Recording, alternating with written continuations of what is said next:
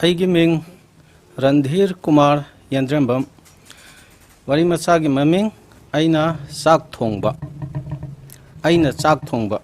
ꯅꯨꯄꯥ ꯃꯆꯥ ꯑꯃ ꯑꯣꯏꯅ ꯑꯩꯅ ꯄꯨꯡꯀꯛ ꯍꯦꯛ ꯆꯥꯎꯔꯛꯉꯩꯗꯒꯤ ꯆꯥꯛ ꯊꯣꯡꯕ ꯑꯗꯨꯝ ꯇꯜꯂꯛꯂꯦ ꯏꯃꯨꯡꯗ ꯅꯨꯄꯤ ꯑꯃꯠꯇ ꯌꯥꯎꯗꯦ ꯍꯥꯏꯗꯨꯅ ꯏꯃꯥꯅ ꯏꯕꯨ ꯆꯥꯛ ꯅꯝꯗꯨꯅ ꯊꯣꯡꯍꯜꯂꯤ ꯑꯩꯅ ꯆꯦꯡ ꯁꯨꯕ ꯆꯥꯛ ꯌꯥꯏꯕ ꯆꯥꯛ ꯊꯤꯕ ꯌꯦꯟꯁꯥꯡ ꯊꯣꯡꯕ ꯁꯤꯡ ꯌꯥꯡꯕ ꯃꯌꯥꯝꯁꯤ ꯇꯟꯗꯨꯅ ꯏꯃꯥꯒ ꯆꯥꯛ ꯊꯣꯡꯅꯤꯡꯗꯗꯨꯅ ꯈꯠꯅꯩ ꯂꯥꯎꯅꯩ ꯌꯨꯝꯗꯒꯤ ꯏꯁꯥ ꯉꯥꯛꯊꯣꯛꯆꯅꯕ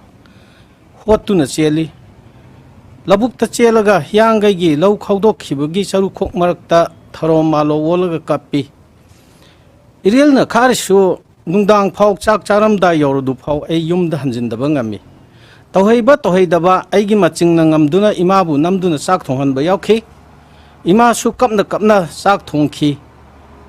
마시 미나 따라가디 파자바 와나떼 싹 통바 하이버세 아이기 이팜다디 후 따렛 카키 바바디 싹 통우 수야야데 아두나 마부디 싹 통나바 이마나 노무 타파우 하이데 ताइबंग मही कॉल की डिग्री पाइरबा इचानुपादु नोमतदी इबुंगो नंगबु चाक अमुक्ता थोंगुने नमा से याददन तौबनी ऐसु को खर खर चिक तौनी हाइरुबु बाबा आइदी हाइते हाइरगा हाइदुन पिसुमदु सुक्लगा मनातोन अदु चफुमु हेक्ता चौसिलई हाइननबा तम्मु खोलु हाइरुबसु हाइनिंगदे तल्ली हाइरि मक्तदा हाइना ngangkhatlamaga YouTube lomda mai adu monsinduna leiki karisu makha tarubangam de hairba aina aranba adum tai isanu pana yabidre haiduna isanu pidon sinduna amuk cha asi amuktadi thongbiu ibema haidana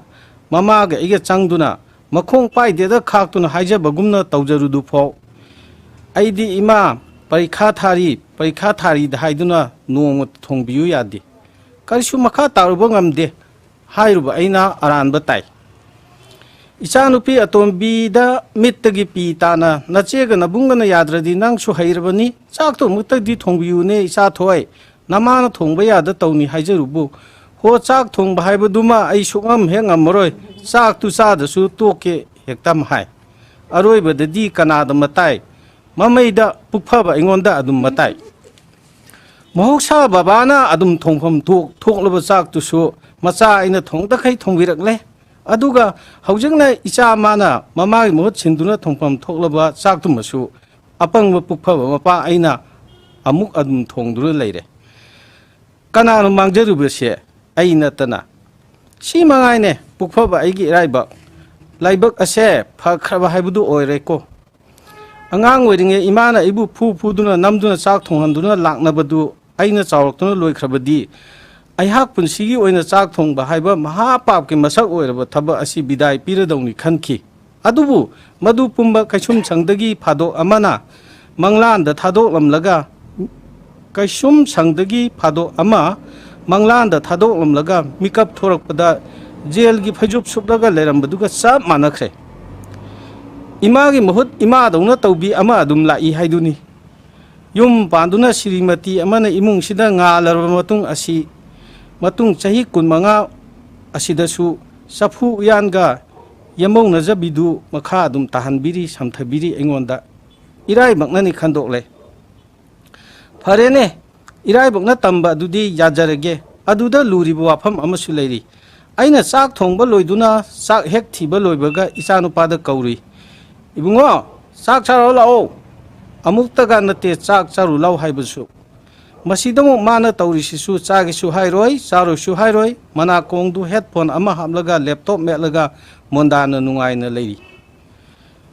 इचानुपी याय मदा अमु नोंजना चाक चाररो हाइरनी मासु lyric पारी तम हाय चाक थोंगु हाइरुई lyric पारी चाक चौरो लाव हाइरुई lyric पारी मखोय लोइना चाकसंगदा अमुक्ता pull-up लाकपीदुना तोलबा Mopa आइना थोंजरिबा लांजरिबा चाक यनसांगसे हराव हराव चारनी हाइबगी लेखाय मा इता हेक तारकते इचानुपी अतोंबी बेमदा अमुक चाक चारसी हाइगेना नुक्सीना कौरुबदा खुमलकलोय करीनो माना मना पंगलब्रा हाइदुना चंगसिनदुना येंगलुबदा फमुंगदे इसीना तुमदुना हेक्ता लेरमी चाचंगलकपगा ममादा अमुक नोलुकचरुई लुक हाबिनबा आइना हो ममा इबेमा महारानी tara chindambiraro laklone nangbu pamubi masu adu mangai ngasai asanglakpadagi ningtham thagi phi mayam ama kadai dagi no putholaga lamyai da hidolaga loiba naidana thupli chak charusi hairubraibu wahaigi tapak pairaga laktuna langsilai aina phi thupliba mayam asibu phagira phi mayam chi lamyai hinda hundolomlaga chak chaba yabra haiduna masumna numit mangani asida aina makhoida chak chabiro law haiba khakta da wajari basi hairuragadi khoidau asi chak pahenmanduna makhoina chanaba chak khasi loina lukha komda puraga lak tuna hidokningba jatni mayam ga punna chak tu chaminadre thidoklaba chak tu ngahakti aina hodong chadanaba sangba taribani thibiramdredana amu saireng macha amatang inaba laknabada chaukidagi tararakni hogat kadawriba aina masi handaki haujasi khakta su natte nahanmuk suni nahanmuki mamang duda suni karino na he pension chatawraba aini imungi misingna laidawna ikai khumnabiba yaraba aina yachanglakpadagi tanna thongjariba chaksi phawdi makhoina mamal leina chabifamdi thoktabra mi manga khak leiribasi chakcha matam amukta hek manadaba lam chanakhibasu natte yumda leina khaluraga chaksanga se maibu thadoknalabani miyoibu mangak asok yamna kalhal biramliba he lai nang asimasu haifeti nga ihe ibo amaromda chauthokna hairabada agyananda kisorna ingondagi hena nga chak thongba hiba natte aina thongba utibu heire chak thongbada heire haina maigai asomda mamingna atiya yongna chatliba mitei marupki chak thongba ta kondumna thongba utina nambiba kaidongnungda ngampot natte nongma poinu amada aina thongba uti charubada da ikuboktu masagi khubi sikhaidno hospital yauge tawrkhibagi wari leiri aina leijaba ihe ising puthoktuna thongjarba khubi chikhai ningai ni hainariba hangam thongbadu frong sana puthoktuna tengkota haptuna thambaga isa ibungo isa ibema bhadra mahila singduna khudakta chabiradrabinina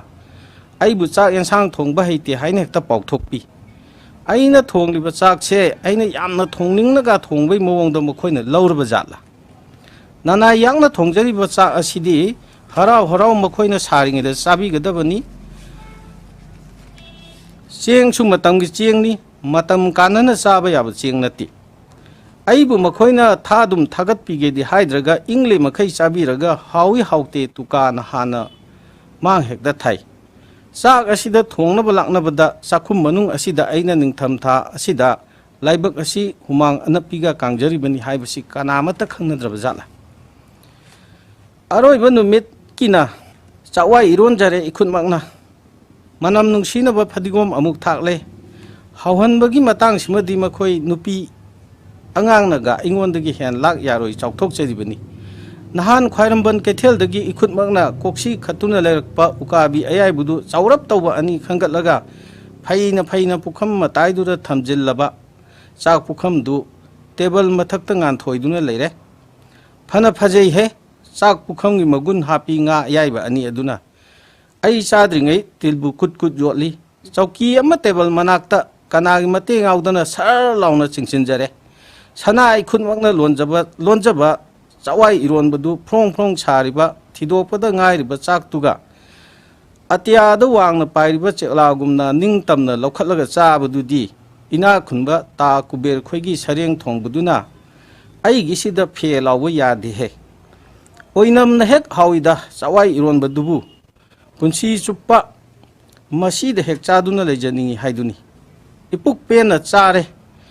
pele ngasidi pukpu pokhaidore sakcha tokpagi chin pruk tengbadu ai makhol hauna tawgeba ama yauna tengi aduga yena khagi pungdol tamna phru kamge yauna kami sak tokpagi khut ani changduna amuk maingalda suru noiduna hami aigi nahan makhaiga iman manadaba ngasigi sakcha tokpagi itau aduda isa nupana laptop thanamlaga mapalda thorlaga ngakna hanglei baba aduda kaidorino chak thirabro isa nupagi paukhum piba nang phatringaida mama su prap imungdagi thoraktuna hanglei karino nungdang sida makhol ama tai haidana thorakpani karisu taude karino ne chak chabira bra makhoi mapabo ngasi di kaurak laklak tiana aina kalak pen khai khumi